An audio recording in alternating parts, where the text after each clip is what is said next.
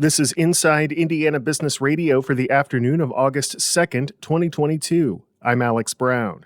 Moving the needle in Gary has not been an easy task, but since taking office in 2020, Mayor Jerome Prince has found some uncommon success. However, the mayor says changing decades of poor perception will not happen overnight. Because that perception exists, we need to acknowledge it, right? And do everything we can to try to eliminate or at the very minimum diminish the perception that this isn't a safe place and a good place to visit or live. This summer, upwards of 100 buildings will be demolished as part of Prince's All in Gary campaign, which also features community cleanups every 2 weeks. Fort Wayne tops Niche.com's 2022 list of cities with the lowest cost of living in America. The ranking was compiled based on factors including median tax rates, median rent, and food costs. South Bend is ranked number 4, while Evansville is ranked at number 7.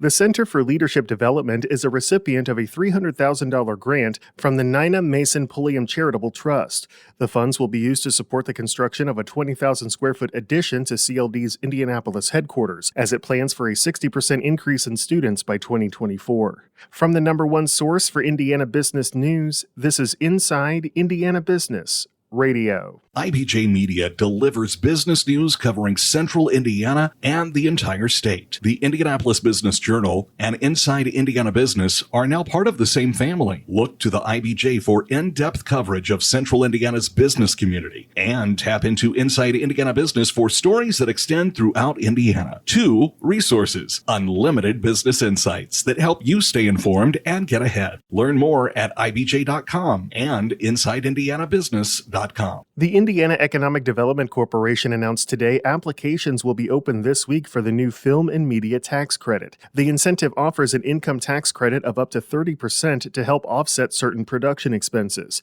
The incentive is designed to attract qualified media productions in Indiana, including film, television, music, and digital media projects, and encourages student, amateur, and professional crews to leverage Indiana's urban, rural, and natural assets. The tax credit was approved during this year's legislative session, and State Representative Bob Morris told Inside Indiana Business in March it puts Indiana on par with the likes of New Mexico, Georgia, North Carolina, and Kentucky, which offer similar incentives. One thing that really inspired a number of members in the General Assembly was when I questioned them why we were offering film classes and media classes at our universities when 98% of these students left the great state of Indiana and went to another state to work.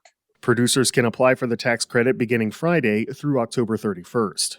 The city of Westfield on Monday released the results of 2 appraisals that will be used when it considers a deal with companies interested in owning or operating Grand Park Sports Campus. An appraisal by Indianapolis-based Integra Realty Resources determined the 400-acre sports campus has a value of $80 million. A second appraisal performed by Charles R. Mills, president of Jeffersonville-based Mills, Briggs, Hare, Reisert, found the facility is worth $90 million. The average of the 2 appraisals, $85 million, will be used to set the minimum price for Grand Park.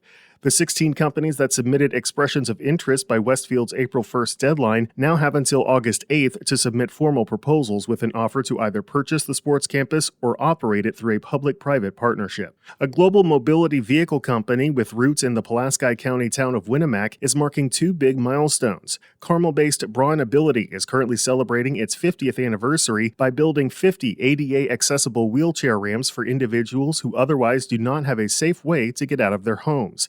Additionally, the company took home the $1 million prize in last week's Inclusive Design Challenge from the U.S. Department of Transportation for a project conducted in partnership with Purdue University. Senior Brand Manager Megan Wegner. And basically challenged companies to come up with a prototype of the future of autonomous inclusive travel. And so we did win that, and $1 million will go to funding that research and development. The project, Easy Rider, is an automated vehicle with universal design features for people with physical and sensory disabilities.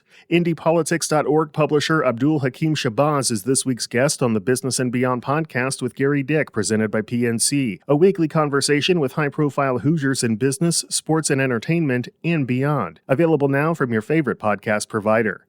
I'm Alex Brown for Inside Indiana Business Radio on Demand.